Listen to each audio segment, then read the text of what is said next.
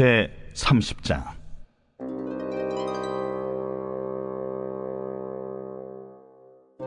너는 분향할 제단을 만들지니 곧 조각목으로 만들되 길이가 한 규빗 너비가 한 규빗으로 네모가 반듯하게 하고 높이는 2규빗으로 하며 그 뿔을 그것과 이어지게 하고 제단 상면과 전후 좌우면과 뿔을 순금으로 싸고 주위에 금태를 두를지며 금태 아래 양쪽에 금고리 둘을 만들되 곧 그 양쪽에 만들지니 이는 제단을 매는 차를 꿰일 것이며 그 차를 조각목으로 만들고 금으로 싸고 그 제단을 증거궤 위 속죄소 맞은편 곧 증거궤 앞에 있는 휘장 밖에 두라.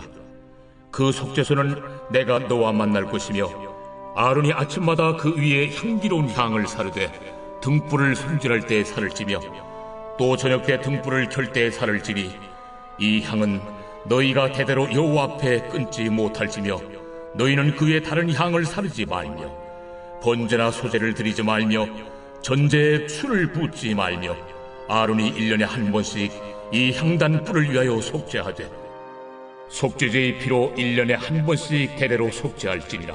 이 제단은 여호와께 지극히 거룩하니라. 여호와께서 모세에게 말씀하여 이르시되 내가 이스라엘 자손의 수요를 조사할 때에 조사받은 각 사람은 그들을 계수할 때에 자기 생명의 속전을 여호와께 드릴지니 이는 그들을 계수할 때에 그들 중에 질병이 없게 하려 함이라. 무릇 계수 중에 드는 자마다 성소의 세겔로 반 세겔을 낼지니 한 세겔은 20게라라. 그 반 세겔을 여호와께 드릴지며 계수 중에 드는 모든 자 곧 20살 이상 된 자가 여호와께 드리되 너희의 생명을 대속하기 위하여 여호와께 드릴 때에 부자라고 반 세겔에서 더 내지 말고 가난한 자라고 덜 내지 말지며 너는 이스라엘 자손에게 속전을 취하여 회막 봉사에 쓰라. 이것이 여호와 앞에서 이스라엘 자손의 기념이 되어서 너희의 생명을 대속하리라. 6월 24일 목요일 분향단과 속전 출애굽기 30장 1절에서 16절입니다. 하나님은 모세에게 분향단을 만들라 말씀하십니다. 그런데 이상하지 않습니까? 성막의 기구들은 이미 앞에서 다 만들었고 뜰의 제단을 만든 후에 다시 성막의 분향단을 만들라 하시니 참 이상합니다. 그런데 내일 본문에도 분향단을 말씀하시니 실수는 아닙니다. 그렇다면 분향단을 제단 다음에 말씀하신 이유가 분명히 있습니다. 먼저 분향단은 향을 사르는 제단이라 하여 향단이라 불리고 금을 입혀서 금단이라고도 불립니다. 위치는 성소 안에 있고 지성소로 들어가는 휘장 앞에 중앙에 놓인 성물입니다. 레위기는 이 분향단을 여호와 앞에 있다 라고 표현했습니다. 크기는 가로 50cm와 세로 50cm, 높이 1m로 아카시아 나무로 만든 뒤에 금을 입혔고 네 모퉁이에는 번지단처럼 4개의 뿔이 있습니다.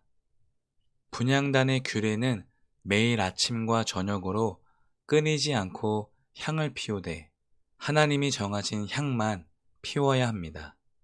또한 1년에 한 번씩 향단 뿔을 위해 속죄 제사를 드려야 하고 10절에 이 제단은 여호와께 지극히 거룩하니라. 새번역은 가장 거룩한 것이다 라고 말씀하셨습니다. 아마도 번제단 다음으로 분향단을 말씀하신 이유는 분향단과 번제단이 같은 제단이기 때문입니다. 물론 분향단 위에 제물을 올려놓거나 부을 순 없지만 레위기에선 모든 속죄 제물의 피를 분향단 뿔에도 발랐습니다. 또한 번제단과 마찬가지로 속죄 제사가 필요한 성물이었고 번제단의 상번제처럼 아침과 저녁으로 향을 피워야 했습니다. 그리고 더 중요한 것은 분향단의 향불을 피울 때 번제단에서 제사 드렸던 불을 사용해야 했습니다. 그래서 번제단 후에 분향단을 말씀하신 것입니다. 또한 분향단이 가장 거룩하다라고 말씀하신 이유는 분향단이 성소에 있지만 향만큼은 지성소로 들어가기 때문입니다. 그래서 지성소에 있는 언약궤만큼이나 거룩하시다 라고 말씀하십니다. 분향단의 의미는 기도입니다.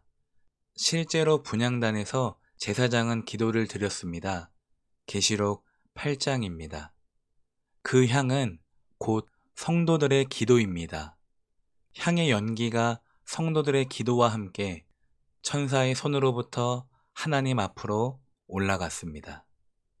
그러니까 분향단을 통해서 우리가 알 수 있는 것은 하나님은 우리의 기도가 끊이지 않길 원하십니다. 그리고 하나님은 모세에게 이스라엘 백성 중 20살 이상의 모든 남자는 속전, 너희의 생명을 대신해서 바치는 벌금이나 부과금을 거두라 말씀하십니다. 그게 반세겔입니다.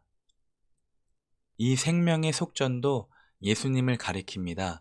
인자는 많은 사람을 구원하기 위하여 치를 몸값으로 자기 목숨을 내주러 왔다.